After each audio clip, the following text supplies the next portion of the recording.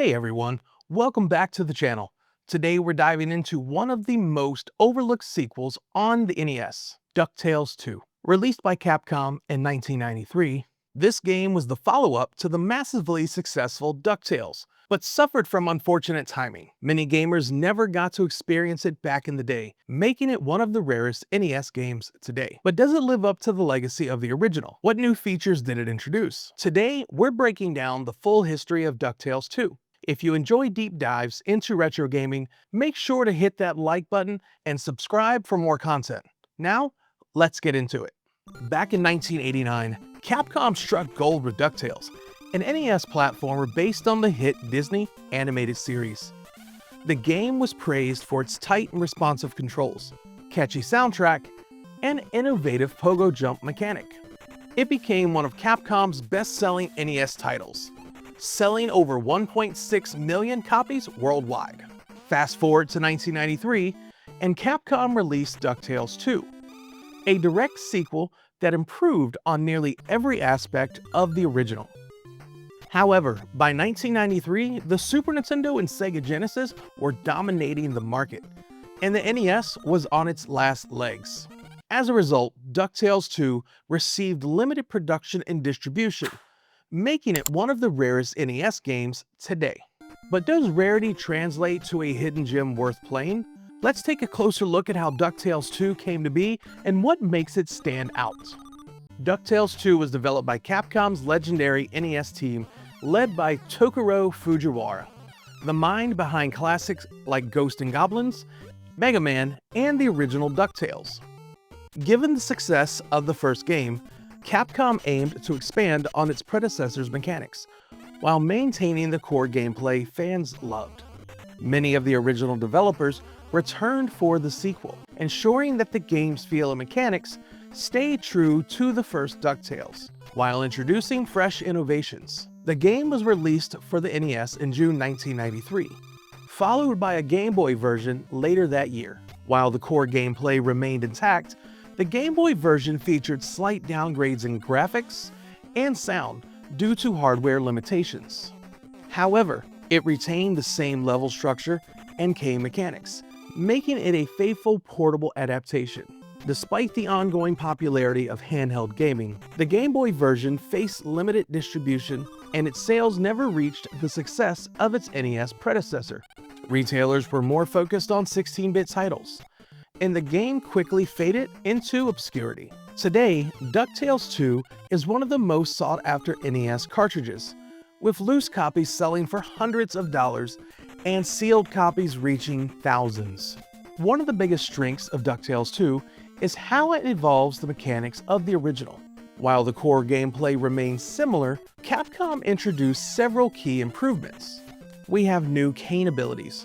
Scrooge McDuck's iconic pogo jump returns, but now his cane can also be used to grab objects, pull levers, and fire cannons, adding a puzzle-solving element to the game. Non-linear level design. Players can tackle levels in any order, just like the original. However, DuckTales 2 adds hidden shortcuts and multiple endings, encouraging exploration. Upgradable equipment. Gyro Gear Loose appears throughout the game, offering upgrades to Scrooge's cane, allowing him to break tougher obstacles and reach new areas. Collectible map pieces. Scattered across the game are hidden treasure map pieces. If the player finds all of them, they unlock a secret final stage leading to the ultimate treasure. Improved controls. The pogo jump, which some found tricky in the original game, is now easier to control, making platforming smoother and more precise. You no longer have to hold down in order to do the pogo jump like you did in the original. The story follows Scrooge McDuck on another globe-trotting adventure in search of legendary treasures. The journey begins when Huey discovers a piece of an ancient treasure map, believed to belong to Scrooge's ancestor, Fergus McDuck. Much like the first DuckTales, this adventure introduces a stronger emphasis on exploration and puzzle solving, making the gameplay feel more dynamic and interconnected compared to its predecessor. With the map leading to the legendary lost treasure, Scrooge sets off on a quest, traveling to Niagara Falls, a haunted pirate ship in the Bermuda Triangle, The Lost City of Mu, the Egyptian Pyramids, Castle Strachanshire in Scotland. But standing in his way is his longtime rival, Flintheart Gromgold, who is determined to claim the treasure first. Along the way, Scrooge must also deal with the mischievous Beagle Boys, who are up to their usual tricks. When DuckTales 2 launched, it received solid reviews, with the magazines praising its tight and well-balanced gameplay, improved mechanics, and charming graphics. However, many critics felt it was too little, too late. By 1993, gamers had moved on to Super Mario World and Sonic the Hedgehog.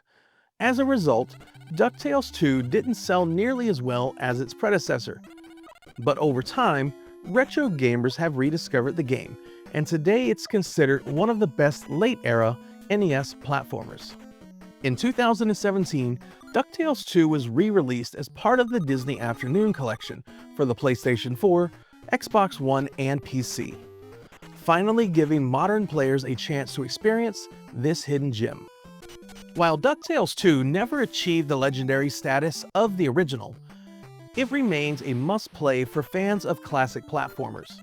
Compared to other late NES-era titles like Kirby's Adventure and Mega Man 6, it showcased impressive level design and innovative mechanics, proving that the NES still had room for creative and engaging platformers even in its final years. If you were lucky enough to play DuckTales 2 back in the day, let me know in the comments. And if you enjoyed this deep dive into gaming history, don't forget to like, subscribe, and hit that bell icon for more retro gaming content. And with that being said, until next time.